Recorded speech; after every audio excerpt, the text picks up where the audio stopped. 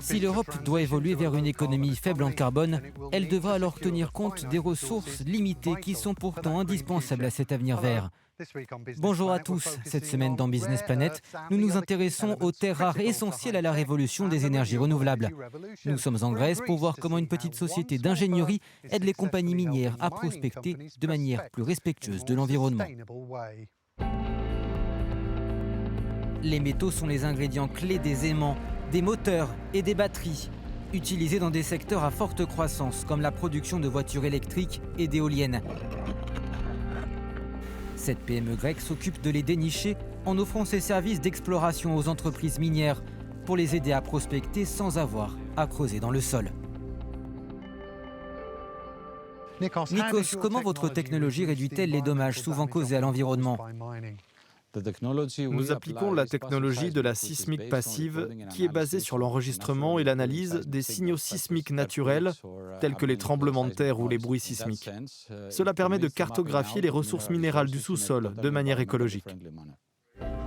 Seismotech fait partie de Smart Exploration, un projet financé par l'Union européenne qui vise à développer des solutions plus rentables et plus durables dans l'industrie minière.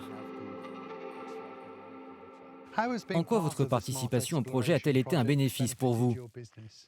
Smart Exploration nous a permis de nous concentrer sur la recherche et l'innovation. Nous avons mis notre expertise du pétrole et du gaz au service de l'exploration minière.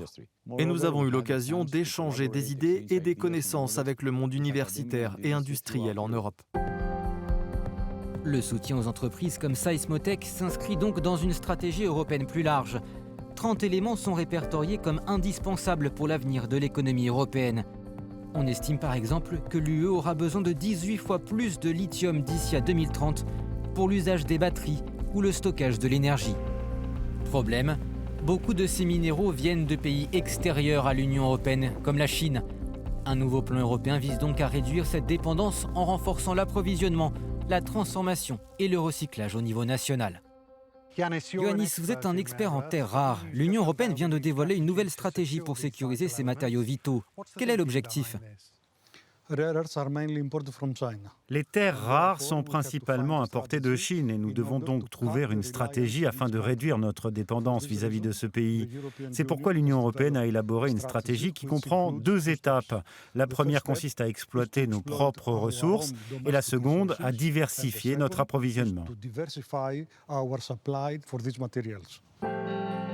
Pour donner un souffle nouveau au secteur de la métallurgie et au secteur minier, l'Union européenne a également mis en place un organisme appelé Alliance européenne pour les matières premières. Pourquoi ces matériaux sont-ils si importants pour l'Europe ?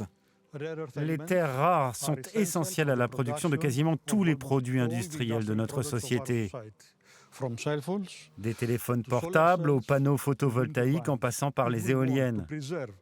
Si nous voulons préserver la qualité de nos modes de vie et avoir une transition en douceur vers l'économie verte, il est important de garantir l'approvisionnement de ces matériaux.